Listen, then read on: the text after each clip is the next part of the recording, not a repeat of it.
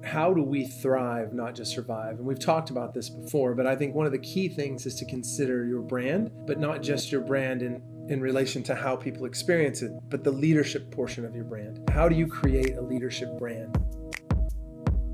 In a 2007 article in the Harvard Business Review, two authors came up with 4 key strategic components of that. 1 was strategy, 2 was execution, 3 was talent, and 4 was proficiency.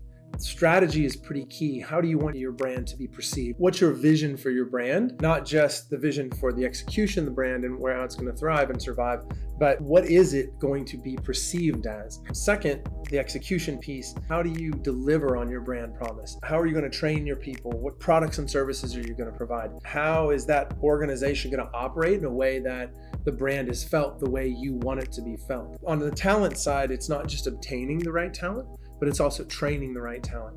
How do you get the right people in the right seats doing the right things at the level you want them doing it? I think a key component to talent management is that last piece, at the level you want them to do it. Not just getting things done, but getting things done at the level that you expect your brand to deliver for your customers and for your key stakeholders. And lastly, proficiency, the ability to be proficient at what you do as an organization.